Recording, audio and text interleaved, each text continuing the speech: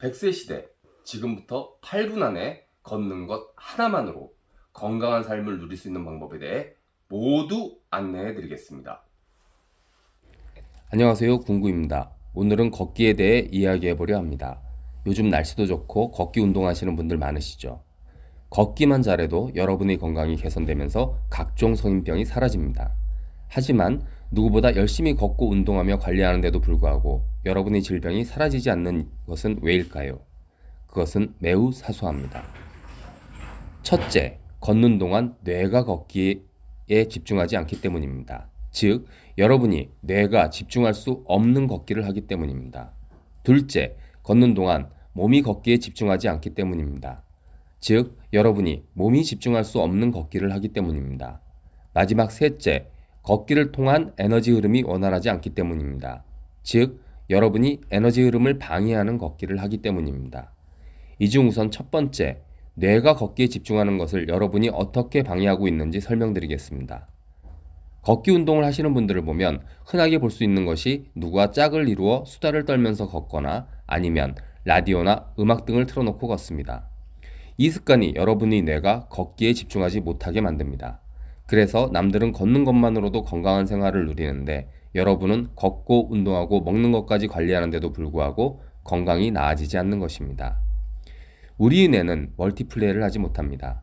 그래서 걸으면서 옆 사람과 수다를 떨면 우리의 뇌는 걷는 것을 사소한 것으로 인식하고 상대방과의 대화에 초점을 맞추게 됩니다.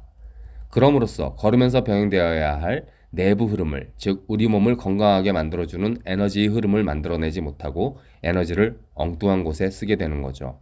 따라서 걷기를 통해 몸이 건강을 되찾기 위해선 뇌 또한 걷는 것에 집중할 수 있게 해주는 것이 중요합니다. 여러분이 지금까지 사소하게 여겼던 걸으면서 대화를 한다던가 음악 등의 방송을 듣는 것, 이런 습관을 없애는 것만으로도 건강을 빠르게 회복할 수 있습니다. 더하여 우리 뇌는 무엇에 집중하기 위한 준비 시간을 약 15분 정도 필요로 합니다. 그래서 아침에 걷기 운동을 나가기 15분 전부터는 핸드폰을 하거나 음식물을 섭취해서는 안 됩니다. 조용히 산책을 나갈 수 있게 복장을 차려입고 목마름을 해결하기 위해 물이나 0칼로리에 가까운 차를 마시며 걷기를 준비하는 시간을 갖는 것이 좋습니다. 또한 우리 뇌는 무엇에 집중하는 행위를 40분 이상 지속하는 것을 싫어합니다. 그러므로 걷기 또한 40분 이내로 하는 것이 좋습니다.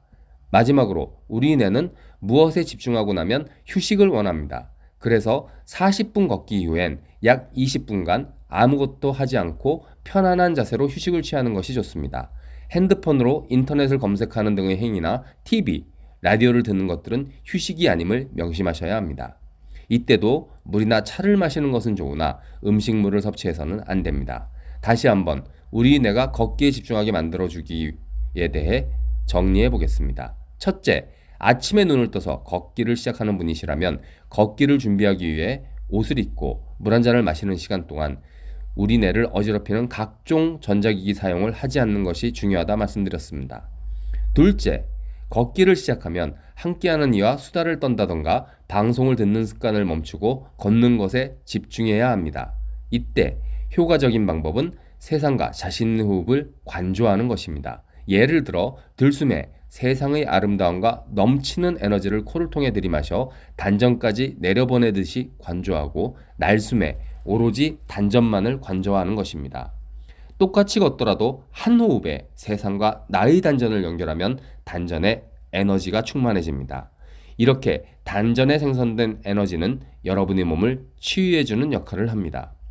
휴식 시간을 20분 이상 가지시되 이때도 경치를 감상한다던가 한 발 더 나아가 나의 호흡을 관조함으로써 세상과 자신의 단전을 연결하는 상태를 유지하는 습관을 들이는 것이 매우 좋습니다. 뇌의 집중, 그 다음은 몸이 걷기에 집중하기입니다. 몸이 걷기에 집중하기 위해서는 걷는 동안의 에너지가 걷는 것 외에 다른 곳에 쓰여서는 안 됩니다.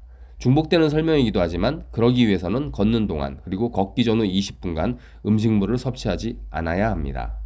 그리고 짐을 가지고 걷는 것 또한 우리 몸이 걷는 것에 집중하는 것을 방해합니다. 예를 들어 가방을 맨다던가 하는 것들입니다.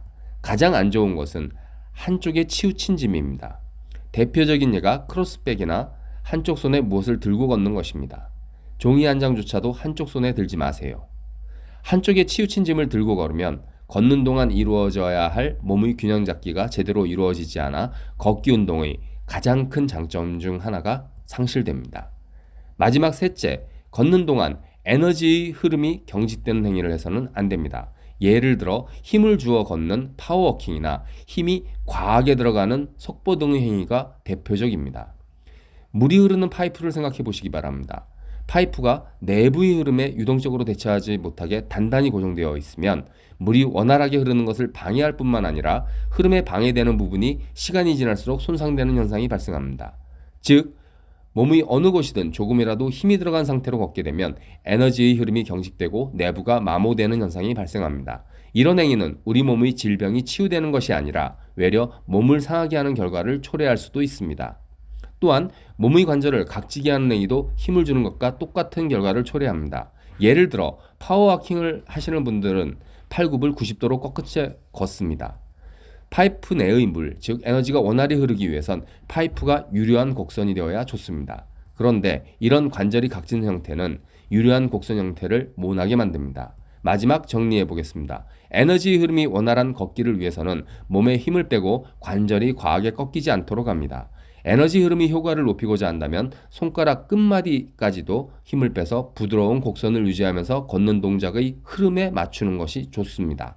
이때 허리를 펴고 턱을 살짝 당기듯이 집어넣어 시선이 지평선 끝을 향하도록 하면 척추 중심선을 따라 흐르는 에너지 또한 원활하게 해줍니다.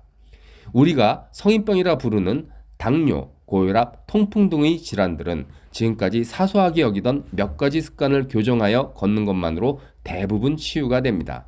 또한 현대의학에서 난치병, 불치병 혹은 시한부로 판단 내린 질환이라 할지라도 걷기의 원리를 정확히 이해하고 몸을 수련하면 점차 치유가 됩니다. 그러니 그냥 걷지 마시고 몸을 망치는 걷기 습관을 고치시기 바랍니다. 여러분의 건강과 성공을 마음을 다하여 기원합니다. 감사합니다.